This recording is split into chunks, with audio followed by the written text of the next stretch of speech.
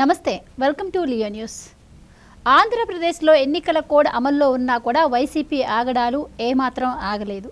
ఎన్నికలు సజావుగా జరిగేందుకు డీజీపీ పైన అలాగే సీఎస్ పైన చర్యలు తీసుకోవాల్సిందిగా ఇప్పటికే పలుమార్లు ప్రతిపక్షాలు అయితే ఎన్నికల కమిషన్కి ఫిర్యాదు చేసిన నేపథ్యంలో మరి ఎన్నికల కమిషన్ అయితే ఫైనల్గా ఒక నిర్ణయం అయితే తీసుకుంది. నిన్న రాష్ట్ర డీజీపీని బదిలీ చేసింది. ఈ నేపథ్యంలో మరి కొత్త డీజీపీ కోసం కొన్ని పేర్లు సిఫార్సు చేయాల్సిందిగా ఎన్నికల కమిషన్ సీఎస్ని ఆదేశించిన నేపథ్యంలో రాష్ట్ర కొత్త డీజీపీగా హరీష్ కుమార్ గుప్తా అయితే నియమితులయ్యారు. మరి హరీష్ కుమార్ గుప్తా ఎవరు?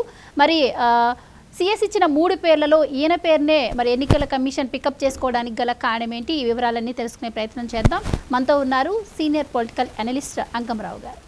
నమస్కారం అండి సార్. ఫైనల్గా అయితే రాష్ట్రానికి కొత్త డీజీపీ వచ్చారు. మరి ఇన్ని రోజులైతే ఆంధ్రప్రదేశ్లో ఎన్నికలు పారదర్శకంగా జరగాలి అంటే మార్చాలి అన్న వాదన అయితే వినిపించింది.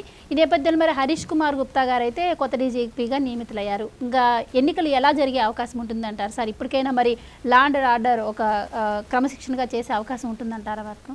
ఎన్నికలు సమీపిస్తున్నాయి, ఇంకా 5 రోజులు మాత్రమే సమయం ఉంది. ఈ పరిస్థితుల్లో ఈరోజు మామూలుగా ఈ చర్యలు అనేది ముందుగా సీఎస్ గారిని కనుక మార్చి ఉన్నట్టయితే చాలా వరకు అన్ని సమస్యలకి పరిష్కారం దొరికేది. ఇంకా సీఎస్ గారిని మార్చలేదు.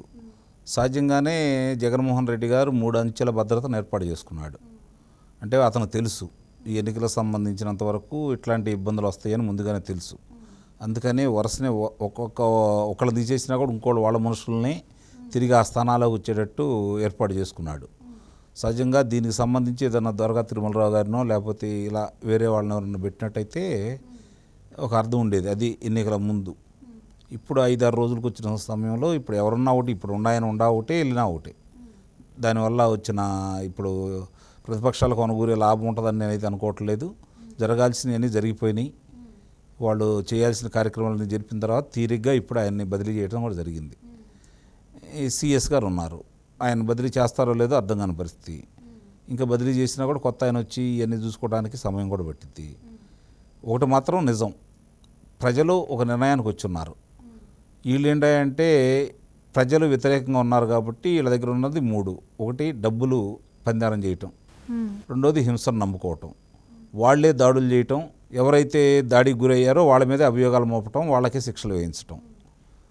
ఒకవేళ వాళ్ళు రాకపోయినా కూడా వాళ్ళని రెచ్చగొట్టి చేయాలనే కార్యక్రమంతో ఇప్పటి వరకు జరుగుతూ ఉంది. దాని ప్రకారమే ఒక క్రమబద్ధంగా వస్తున్నారు వాళ్ళు ఒక ప్రణాళికతోటే వస్తున్నారు. అందుట్లో ఎలాంటి సందేహం కూడా ఏం లేదు. కానీ ప్రజలు ఒక నిర్ణయానికి వచ్చున్నారు.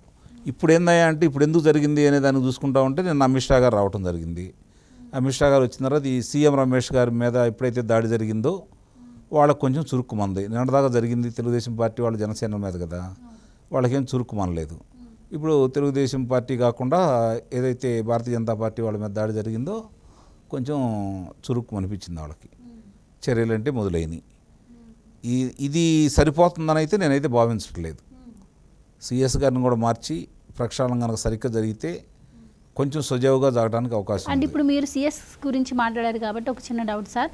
ఫస్ట్ నుంచి కూడా డీజీపీ కన్నా కూడా ఈ అధికారులు ఎవరైతే చూస్ చేసుకోవాలో ఎంతమందిని బదిలీ చేసినా కూడా ఆ అంశం వచ్చేసి సీఎస్ దగ్గర గారికి వచ్చేసరికి అక్కడే ఆగిపోతుంది. ఇప్పుడు ఎవరిని బదిలీ చేసినా రిక్రూట్మెంట్ ఆయనే చేయాలి కాబట్టి ఆయనకు అనుయాయులుగా ఉండే వాళ్ళనే చేస్తున్నారనే విమర్శలు అయితే ఇప్పటికీ ప్రతిపక్షాల నుంచి ఉన్నాయి, అలాగే ప్రజల నుంచి కూడా ఉన్నాయి. అండ్ ఇంకో విషయం ఏంటి అంటే సార్, డీజీపీ గారి కన్నా ముందు కూడా ఈ పెన్షన్ల విషయంలో ఏదైతే ఉందో పెన్షన్దారులు ఎవరైతే ఉన్నారో వాళ్ళు చనిపోవడానికి కూడా కారణం పెన్షన్ సరిగ్గా అందకపోవడం, దానికి సీఎస్ఏ బాధ్యులు అని చెప్పి ప్రతిపక్షాలు ఎప్పుడో కూడా ఫిర్యాదు చేసినాయి. కానీ ఇప్పటి వరకు కూడా ఆయనపై చర్యలు తీసుకోలేదు. దీన్ని ఎలా చూడవచ్చు సార్? నిస్సందేహంగా, ఎందుకంటే 42 మంది చనిపోవడం కూడా జరిగింది కదా. సహజంగానే ఇలాంటి ఎన్నికలు వచ్చినా రాకపోయినా ఎండాకాలాన్ని దృష్టిలో పెట్టుకొని ఇప్పుడు వాళ్ళకి ఇంటికెళ్ళి ఇచ్చేంత వ్యవస్థ ఉంది. కొత్తగా అయితే ఏం కాదు కదా. ఇప్పుడు 130,000 మంది సచివాలయ సిబ్బంది ఉన్నారు. అలాగే గ్రామాలకు సంబంధించి పంచాయతీలకు సంబంధించి పంచాయతీలకు సెక్రటరీలు ఉన్నారు, రెవెన్యూ వాళ్ళు. మరి అట్లాగే అంగన్వాడీలు ఉన్నారు, ఆశా వర్కర్లు ఉన్నారు, మరి ఉపాధ్యాయులు ఉన్నారు. వాళ్ళందరితోటి కనుక పంచిస్తే ఒక్కోళ్ళకి 20 మంది 30 మంది కంటే రాదు. 3-4 రోజుల్లోనే పంచవచ్చు. వాళ్ళకి అది ఆలోచన అది కాదు కదా. ఈ సజావుగా సాగకూడదు, ఎంతో కొంతమంది ఇబ్బంది పడి ఇలా చనిపోవాలి. దాన్ని రాజకీయం చేసుకొని చంద్రబాబు నాయుడు వల్లే ఇంటింటికి రాకుండా ఆగిపోయినాయి, వాలంటీర్లు ఉండటైతే ఈ ఇబ్బంది ఉండేది కాదు, ఇదంతా చేసింది చంద్రబాబు నాయుడు గారు చెప్పినట్టే మిగిలిన వాళ్ళు చేస్తున్నారని చెప్పని ఆ ఉద్దేశంతో ప్రచారం చేసుకోవడం కోసమే ఇవన్నీ చేస్తున్నారు. అందుకే నేను ఇందాని అన్నాను, ఇంత చేస్తున్నటువంటి ఆయన మారిస్తే ఒక అర్థం ఉండేది. కానీ ఇప్పుడు వాళ్ళకు అనుకూలంగా ఉన్నవాళ్ళు 3 పేర్లే ఇస్తాడు ఆయన, అంతేగాని వాళ్ళకి వ్యతిరేకంగా పనిచేసే వాళ్ళైతే ఇవ్వరు కదా. ఇప్పుడు ముఖ్యంగా ఎవరైతే వరుస క్రమంలో ఉన్నారో వాళ్ళని వదిలేసి 12వ స్థానంలో ఉన్న వ్యక్తిని తీసుకొచ్చేసి డీజీపీని చేశారు. ఇప్పటి వరకు వాళ్ళు ఇష్టారాజ్యంగా జరిగిపోతూ ఉంది. ఈ జరిగే క్రమంలో ఇప్పుడు జరుగుతున్న దాంట్లో చూసుకుంటూ ఉంటే కాకపోతే కొంత స్తబ్దత ఏర్పడుతుంది, ఎందుకంటే ఆ అధికారిని మార్చారు కాబట్టి. అయినా సరే వాళ్ళు కింద స్థాయి వాళ్ళ మాట వినే వాళ్ళనే ఏర్పాటు చేసుకున్నారు. ఇప్పుడు ఒక్కొక్కళ్ళని అలా మారుచుకుంటూ వస్తున్నారు కాబట్టి కొంత వెలుసుబాటు ఉంటుంది. ఇప్పుడు ఈ సమయంలో సీఎస్ని మార్చిన ఒకటే, మార్చకపోయినా ఒకటే నా భావన. ఎందుకంటే ఇంక 5 రోజులే ఉంది కాబట్టి దానివల్ల పెద్ద అనుకూలే ప్రయోజనం అంటే ఉండదు. కాకపోతే చర్యలు తీసుకునే దాంట్లో ఆయన నాన్సుడు ధోరణి వ్యవహరిస్తూ ఉంటాడు. వాళ్ళకు అనుకూలంగా ఉంటున్నారు కాబట్టి అధికారులు వాళ్ళ మీద చర్యలు తీసుకోకుండా కొంచెం కాలయాపన చేస్తాడు. ఇప్పుడు అదే కనుక వేరే వాళ్ళు ఉంటే తక్షణమే చర్యలు జరుగుతూ ఉంటాయి. దాన్ని ఆశపట్టమే తప్ప ప్రజలైతే ఒక నిర్ణయానికి వచ్చి ఉన్నారు. ఈరోజు జరుగుతున్న పరిణామాలను చూసుకుంటే ఇప్పుడు నాకు ఇంకో సందేహం కూడా వచ్చింది. ఈ పెన్షన్దారులకే కాకుండా ఈరోజు ఏదైతే ఉన్నాయో పోస్టల్ బ్యాలెట్లు దాంట్లో కూడా అవకతలు జరిగాయని చెప్పని చాలా స్పష్టంగా అర్థమైపోతూ ఉంది. కొంతమందికి ఇచ్చిన దాంట్లో అక్కడ ఉన్నటువంటి ఎవరైతే ఆఫీసర్ ఉన్నారో వారి సీల్ వేయకుండా, రౌండ్ సీల్ వేయకుండా ఓన్లీ సంతకాల ద్వారా తీసుకొని మాత్రమే పత్రాలు ఇచ్చారని చెప్పని అర్థమైపోతుంది. దానికి విలువ లేదు అనే మాట వినపడతా ఉంది. చూడాలి దాని గురించి రేపు పొద్దున ఎలా ఉంటుందో ఏంటో. ఉత్సాహంగా అందరైతే వ్యతిరేకంగా ఓట్లేశారు. వ్యతిరేకంగా ఓట్లేయాలన్న ఆలోచనతో, ఆతృతతోటి ఆ పత్రాలన్నీ సరిగ్గా ఉండలేవో వాళ్ళు సరి చూసుకోలేదనేది అయితే నా అభిప్రాయం. మరి అంటే ఇట్లాంటివన్నీ కావాలని వాళ్ళు చేస్తున్నారు కాబట్టి చూడాలి ఏం జరుగుతుంది అనేది.